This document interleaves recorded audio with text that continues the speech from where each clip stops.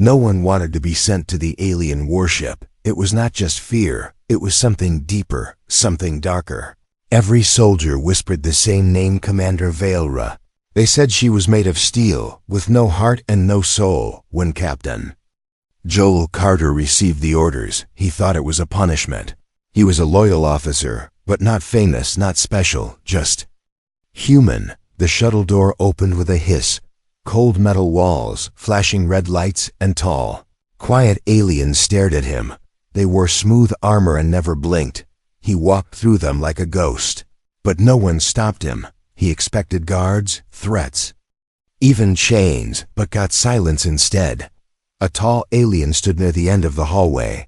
Her silver armor shimmered like ice, her face hidden behind a dark helmet. She was still, like a statue, but everyone around her moved with fear. She stepped forward and said only one word, "You're late." Joe froze, not knowing if that was a joke or a warning. "I'm Captain Joel Carter, from Earth," he said, trying to keep his voice steady. She looked at him for a long moment, then turned and walked away. No guards, no welcome, no explanation, just cold footsteps leading him deeper into the ship. The corridors were too quiet. He couldn't hear engines, couldn't hear talking. Everything felt like it was watching him, even the walls. They passed strange doors with alien symbols glowing faintly blue. When he tried to ask a question, she raised one hand to silence him. Finally, she stopped at a door marked with a strange red symbol. She opened it with a wave of her hand and motioned for him to enter. Inside was a small room, clean, simple, and oddly comfortable. A bed, a desk, and a large screen with alien text flashing slowly. "This is yours now," she said, voice flat. "Do not wander, do not ask." Before he could reply, the door slid shut behind her. He was alone. Joel sat on the bed, feeling like a prisoner in a hotel room. He checked the desk. No hidden cameras, no weapons. But the screen suddenly changed, and a sentence appeared in perfect English. "You were expected long before the war." His breath caught in his throat. He hadn't told anyone about the dreams. Dreams of this ship, of cold stars, of silver eyes. Was it a trick? Was someone playing with his mind? He didn't sleep much that night. The ship made no sound, and that silence was worse than any noise. Around midnight, he heard soft footsteps outside his door. He stood and moved close, listening. No knock, no voice, just breathing, slow and steady. Then it stopped, and the hallway returned to silence. The next morning, the door opened without warning. Vaelra stood there, still hidden inside that dark helmet. "Follow me," she said, then turned without waiting. He followed, and this time, the halls felt even colder. She took him to the command bridge, a large room filled with stars. Screens floated in the air, showing planets, signals, battles. Aliens moved quickly, pressing buttons and speaking in short clicks. But when Vaelra entered, they all stepped back, even without raising her voice. She controlled everything. She pointed to a panel. "You will monitor human signals. Report only to me." Joel nodded, still unsure if he was a guest, a spy, or a test subject. He sat at the panel and stared at a screen showing Earth's moon. Something inside him whispered, "This is where your real story begins." Days passed like shadows. Vaelra never showed anger, never smiled, never spoke unless needed. But Joel could feel her watching him, even when her back was turned, even when she was far away. He could feel her presence like a cold hand on his shoulder. Then one evening, as he sat alone in his room, the wall screen lit up again, and another message appeared. "She chose you." His heart pounded. Why? What did that mean? Who was sending these messages? And why did Vaelra, the coldest alien in the galaxy, bring him here and keep him so close? As he lay in bed that night, eyes open, ears straining, he whispered into the quiet air, "What do you want from me?" And then, for the first time, a soft voice replied from the other side of the wall, "Everything." Captain Joel Carter woke up to find a single red light blinking on the wall beside his bed. He hadn't touched anything, hadn't asked for anything. The screen lit up again, But this time it didn't show words. It showed her, Commander Vaelra, standing still like always, her helmet reflecting pale light. But she was watching him, not from a camera. Not from a hallway. She was behind his door. The door slid open. Without a sound, she didn't speak. She just stood there and stared. Then she turned away slowly, expecting him to follow. Joel grabbed his boots, heart racing, and stepped after her into the strange silence of the alien ship. They walked past the control deck, past doors he hadn't seen before. No one looked at him. No one even moved when they passed. The hall turned darker, the lights dimmed, and finally, they reached a door with no markings. Vaelra placed her hand on it, and the metal shifted like water, parting open. Inside was a small chamber with a chair, a mirror, and something that looked like a scanner. "Sit," she said quietly, not coldly, but calmly. Joel sat, unsure what this was, unsure if he was being tested or measured. The mirror in front of him lit up, showing not his reflection, but his memories. Earth, war, faces he missed, battles he survived. The mirror pulled everything out of him, and he felt like he was being seen without clothes or armor. He tried to speak, but the chair held him in place with invisible force. Then her voice came not from behind him, but from within the mirror itself. "Why did you not abandon your soldiers when escape was possible?" Joel blinked, confused. "Because they would have died," he said. There was a pause, like the ship was holding its breath. "That's not logical," she said. "It's not efficient." "Maybe not," he whispered. "But it's human." The force vanished, and the mirror went black.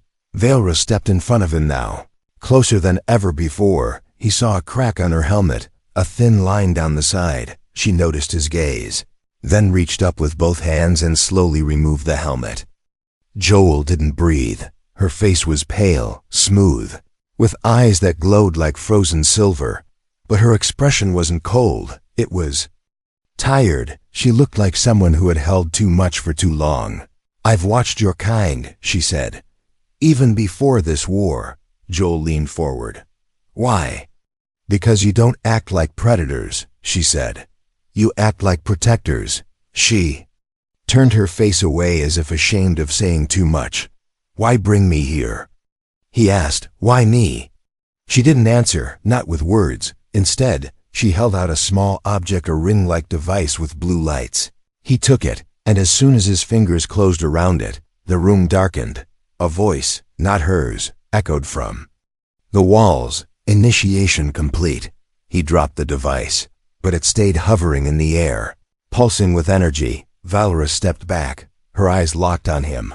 "Only one human ever triggered that," she said. "The first to step on this ship 100 years ago." Joel felt dizzy. "But we didn't even know about your kind until you were never told the truth," she said, cutting him off. He stumbled out of the chair, breathing hard. "What is this place?" "A testing ground," she said, "and you just passed the first trial." Back in his room that night, the walls didn't whisper. The screen stayed dark, but he couldn't sleep. Couldn't stop thinking about the way she looked at him, not like a prisoner, not like a subject, but like someone she had been waiting for. At some point during the night, he got up and looked into the mirror himself. His own face stared back, older than he remembered. More tired, more unsure. He touched the red symbol on his door, wondering if it meant danger or destiny. A soft beep behind him made him turn. On his screen, only one word glowed now: close. He stared at it for a long time, not understanding it, but somehow feeling it in his bones. He whispered into the quiet air, "Close to what?" This time, no voice answered, but somewhere far down the hallway, he thought he heard footsteps again, slow and steady, and somehow he knew they were hers. He was told never to open the black door at the end of the corridor. It had no markings, no lights, no guards. But still, everyone walked past it with quick steps. Even the fearless warriors of the Zalari avoided it like it was cursed. Joel stared at it one night, after the hallway had gone quiet. He wasn't sure why, but it called to him, like a whisper behind the silence. He reached out, not expecting anything to happen. But the moment his fingers touched the surface, the door opened without a sound. Inside was darkness, not empty, but full of waiting. A faint hum filled the air, deep and alive, like the breathing of a sleeping beast. He should have turned back. But something pulled him forward as he stepped inside. Lights on the walls lit up one by one. They revealed glass chambers, each filled with strange objects, some alien, some human, old weapons, a broken earth flag, a dusty photograph of a human. Child, Joel's heart began to pound. How did these things get here? At the center of the room stood a floating orb. It pulsed with soft blue light and seemed to watch him as he approached. Then it spoke, in a soft voice that matched none he'd heard before. Captain Joel Carter of Earth, identified, accepted. He froze, mouth dry. Accepted for what? Before he could ask more, the wall behind the orb lit up with moving images. He saw Earth, years ago, long before the war. Then images of Zalari ships watching from the shadows. And one clip showed a younger Vaelra standing in front of a screen, watching Earth broadcasts. She wasn't wearing armor, just a long dark coat. She looked calm, thoughtful, maybe even curious. The orb spun slowly. This archive is hers, and now it belongs to you. Joel's thoughts spun faster than the orb. Why him? Why this? He turned back and gasped. Vaelra was standing silently in the doorway. She hadn't made a sound, and yet she was there, watching him closely. You were not supposed to enter this place yet, she said, voice quiet but firm. Joel stepped back, unsure if he had broken something sacred. I didn't mean to. She raised a hand, stopping his words. It doesn't matter now, she said, walking toward the orb. She touched it, and it changed color from blue to white. It recognized you, she said, her voice softer, almost sad. It only does that for those who are part of the prophecy. Joel blinked, confused. Prophecy? I'm just a soldier. She looked into his eyes for the first time without hiding. You're much more than that, whether you believe it or not. He followed her out of the room, still full of questions. She walked slower now, as if deep in thought. I studied humans before the war began, she finally said. I wanted to understand why you resisted, why you kept fighting even when you were losing. Joel stayed quiet, not wanting to interrupt. I watched you long before we met. She added, you were always different, even among your kind. They returned to the hallway, but everything felt changed. He had seen something forbidden, and yet she let him leave without punishment. That night, he sat on his bed, staring at the ring-shaped device she had given him before. When he placed it on his palm, it hovered, spun, and whispered again. Accepted. He didn't sleep, not really. He felt watched but not by enemies. It was like the ship itself had eyes, and it now knew who he was. And deep in his mind, something began to stir. A memory he never lived, a voice he never heard. It said, you must stay close to her. Joel woke up to a noise, something sharp and loud from outside his room. He grabbed his jacket and stepped out, following the faint echo down the hall. The black door was open again, and smoke drifted from inside. He ran to the source and found a wall cracked open, revealing another chamber. Inside, screens flickered with words in English. One sentence repeated over and over. The chosen pair has been activated. Vaelra appeared beside him, this time with no armor, just a long dark robe. Her eyes were glowing brighter now. Not from rage, but something else. This ship, she said softly, was waiting for us to find each other. Joel turned toward her, pulse racing. What does it want from us? She looked at him, almost sadly. It wants to test what happens when cold meets fire. The lights died for exactly 12 seconds. Not dim-died. Everything on the ship went dark. Even the air felt still. Joel counted each second with shallow breaths, standing alone near the observation deck. The stars outside the window were the only light, and even they seemed to hold their breath. When the power returned, the hallway screens flashed in red. Emergency systems online, alerts and alien symbols. But what caught Joel's attention wasn't The noise, it was the silence in his earpiece. No voice, no orders, just static. Then a single word appeared on his screen, written in human script. Remember. He turned and ran. Not toward his quarters, but toward the command center. He didn't know why, only that something had started, and Vaelra was in the middle of it. The corridors were strangely empty, as if the ship itself was holding its crew back. He finally reached the central chamber. Breath quick, heart racing, she was there, standing alone in front of a holographic star map. Her back was turned, arms crossed behind her, her helmet gone. She didn't move when he entered, but she spoke the moment he stopped behind her. "I didn't think the ship would activate this soon," she said quietly. Joel took a step forward. "What's happening?" She pointed at a distant section of space on the star map. "The past," she said, "is trying to find us." He didn't understand, not fully, but she continued. "When the lights went out, an old signal was released, one hidden for 100 years. He looked at the map and saw Earth's solar system pulsing in red. "It's from Earth," he said. "No," she replied. "It's from before Earth knew us." She turned to face him now, and her face looked different, not colder, but haunted. "I need you to come with me," she said. He followed without question. They walked into a deep part of the ship he hadn't seen before.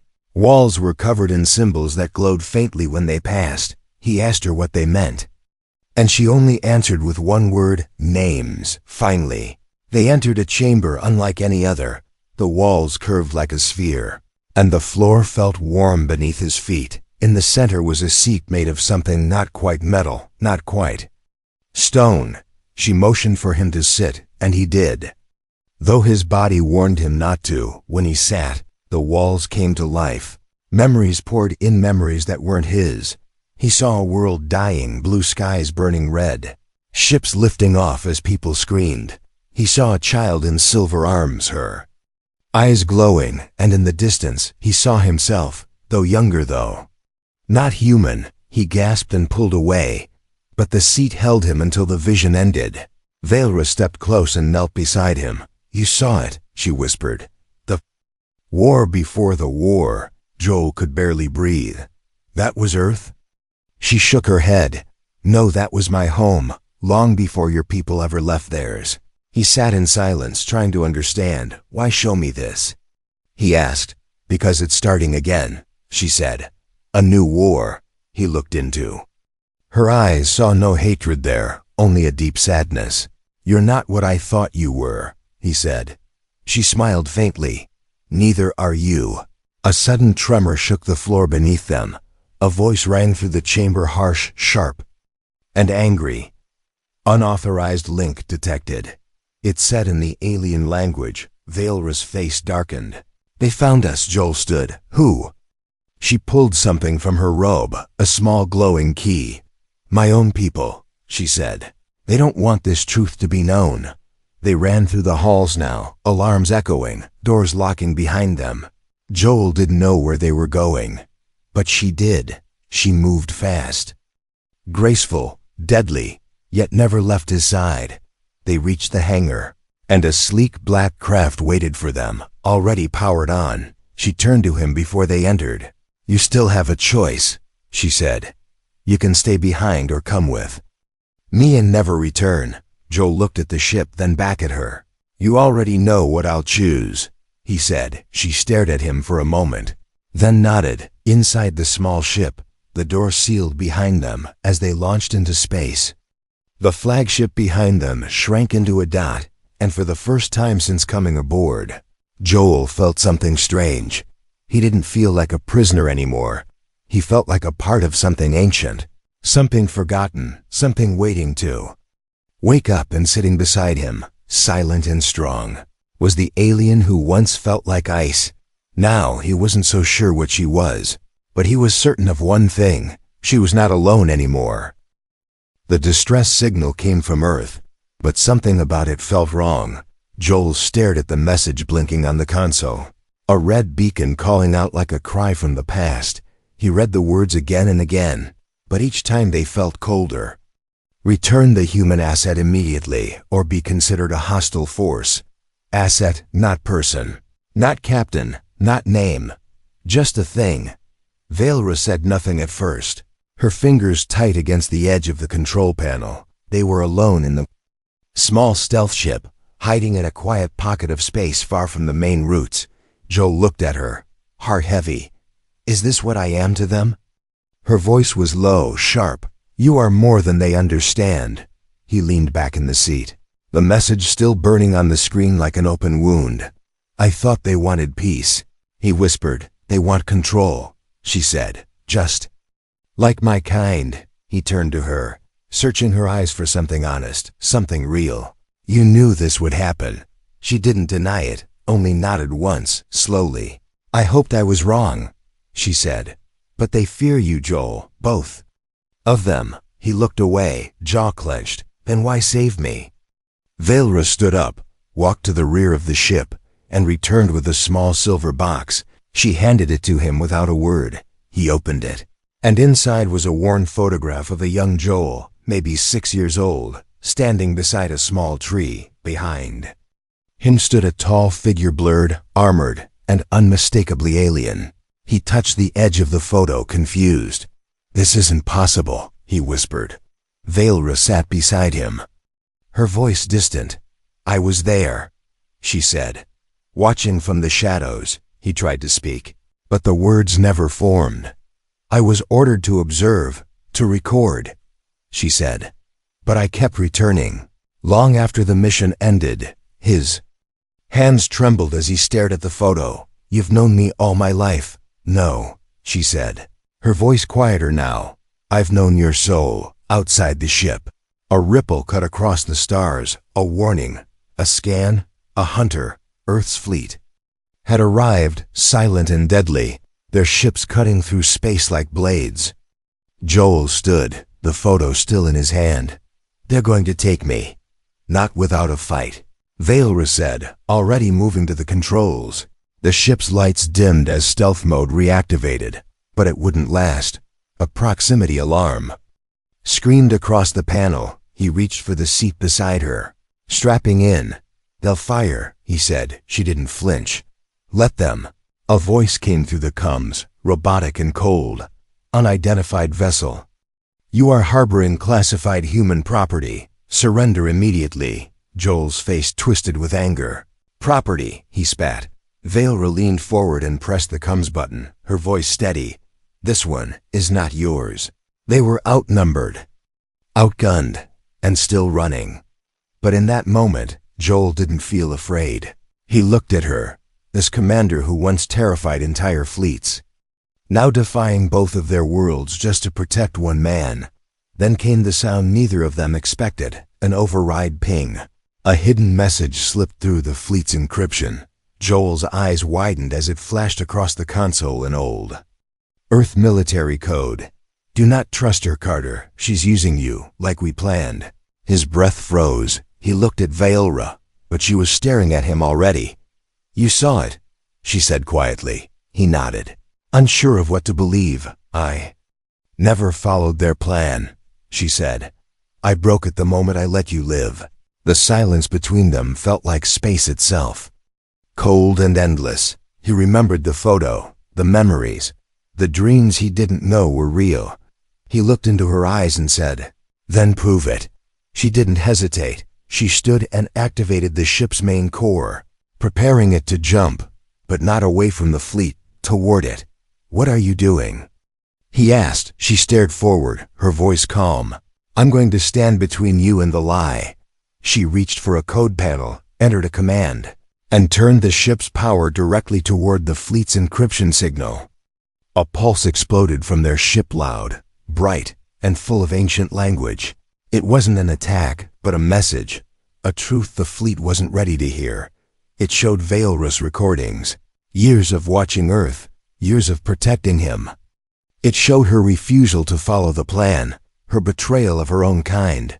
The fleet paused, weapons still armed but silent. Joel sat frozen, caught between betrayal and sacrifice. And then the second message appeared on the screen, written in bold red text. New directive confirmed. Terminate both assets. Joel turned to her, breath tight. They're going to kill us both now. Vaelra reached for his hand, her touch warm, steady. Then we fight together, she said. The ship was falling apart. Not from outside attacks, but from the pressure building inside. Power fluctuated, the engines groaned. And warning lights blinked like dying stars. Joel sat beside Vaelra, sweat on his face, hands gripping the console. They had escaped the fleet, but only barely. Now they drifted inside a dense asteroid field, surrounded by silence and death. Looked at her, but she wasn't moving. She sat still, eyes closed, hands resting on her lap like she was waiting for the end. Vaelra, he whispered. We have to do something. Her eyes opened slowly, silver and glowing faintly. No one will help us, she said. My people want me gone, and your people never wanted you back. Joel stood and paced the small chamber, feeling the walls close in. So what now? He asked. We hide forever? She stood and walked to the center of the ship, placing her hand on a control crystal. The walls lit up with a map of hidden coordinates, strange places, forgotten systems. There's one last place, she said. It's not safe, but it's where it all began. Joel watched as she locked in the course. The ship shook, the engine stuttered, but the jump began anyway. He sat down quickly and held onto the armrest. As space twisted around them, the stars turned into rivers of light. Then everything went black when they arrived. The sky was purple, filled with floating shards of ice and fire. The ship hovered near a broken planet split down the middle like a cracked egg. Joel looked out the window, his breath caught in his chest. I've never seen anything like this. This was our first home, she said, before we became soldiers. They landed on a narrow ridge of stone, high above a glowing chasm. Vaelra led him outside, the wind cold, thin, and full of whispers. They walked in silence until they reached a dark structure buried in the rock. It looked like a temple, but broken, old, and wounded. This place was forbidden, she said, because it holds the truth. Inside, the air felt thick with time. Joel followed her through a tunnel carved with ancient markings. On the walls, he saw symbols of humans and aliens standing side by side. He paused, staring. This can't be right. It is, she said softly. We were never meant to be enemies. They entered the main chamber, where a single pedestal stood. Atop it sat a black cube, pulsing slowly like a heartbeat. Vaelra turned to him, her voice shaking for the first time. If you touch it, everything will change. What does it do? He asked. It remembers, she said, and once it knows you, it never forgets. Joel stepped forward, each breath heavier than the last. He reached out, fingers brushing the cube's surface. A wave of energy surged through the chamber. Visions flooded his mind again, but clearer this time. He saw the early days of the galaxy, humans arriving from stars unknown, not invaders but teachers, explorers, builders. He saw Vaelra as a child, curious, full of wonder, and he saw himself reborn. Again and again, in different forms, in different lives. The cube showed him that he was not just chosen, he had always been part of this cycle. Humanity had been here before, and they had left something behind, a legacy waiting to be claimed. He stumbled back, eyes wide, chest tight. Vaelra caught him before he fell. What did you see? She asked. Everything, he whispered. I think I was meant to guide something back. A sound echoed outside distant engines, growing closer. They found us, she said, helping him up. Joel looked at the cube, then at her. Then we don't run, he said. We show them what's been hidden. Vaelra nodded, her face steady. We upload the memory to every ship nearby. She moved fast, activating the ship's core again, connecting it to the cube. Joel stood beside her as the data flowed like light through veins. The sky outside began to burn red, the enemy fleet descending fast. As the transmission began, a voice broke through the static. You are traitors to your kind. Surrender now. Joel pressed the comms button, his voice clear. No, we are returning to what you forgot, the memory of peace, of unity, of shared stars It flowed into the sky like a new dawn. Even as ships moved into attack positions, some paused. Some turned, some trembled. The truth was stronger than orders. Joel looked at Vaelra, her hand gripping his, and for the first time, they stood not as a human and an alien, but as something else, something lost and now remembered. The stars above were silent witnesses to the battle about to unfold. Joel and Vaelra stood side by side on the bridge of the ancient ship. Around them, alarms screamed and lights flashed, but their minds were focused. The enemy fleet surrounded them, weapons locked and ready to fire, but inside, a far greater battle raged, one of choice and sacrifice. Joel's heart hammered as he watched the countdown on the main screen. The doomsday weapon below was set to destroy everything they had fought for. Vaelra's hand found his, cold but steady, grounding him in the storm. "You can stop this," she whispered, "if you make the right choice." He looked at her, eyes searching, knowing this was more than a fight for survival. The decision lay heavy between them: save the ship, save themselves, or stop the weapon. Time was running out like sand slipping through fingers. Joel reached for the console, his fingers trembling. He keyed in the override codes Vaelra had given him. The engines roared as the ship surged forward, diving toward the weapon's location. Outside, the fleet opened fire, lasers cutting bright paths through space. Shields flickered and sparks flew from the hull. Vaelra shouted orders, her voice calm but fierce. Joel worked the controls, sweat dripping down his face. Every second felt like a lifetime, every breath a gift. They arrived just above the weapon, a massive structure glowing ominously. Joel initiated the hack, fingers flying over the controls. The countdown slowed, then stopped, a silent victory. But the cost was not over. Suddenly, the ship shook violently. Alarms blared louder. Vaelra screamed, "Breach in the reactor room!" Joel ran toward the chaos. Smoke filled the corridors. Fire burned hot and bright. He found her trapped under a fallen beam, eyes closed, breath shallow, with all his strength. Joel lifted the beam, freeing her. She smiled weakly. "You saved me again." He shook his head. "We save each other." Together, they limped back to the bridge, the ship still trembling. The enemy fleet hesitated, unsure if they should press the attack. Then, through the static, a new message came. Joel's voice echoed across the void. "We choose peace, not war." Vaelra's voice joined, strong and clear. "We stand together, human and alien, as one." The fleet paused, weapons lowered slowly. Hope bloomed in the silence. Fragile but real, Joel and Vaelra looked at each other, no words needed. They had crossed the divide, broken the cold. Together, they had changed the fate of two worlds. As the stars watched quietly, a new dawn began, and neither human nor alien stood alone anymore.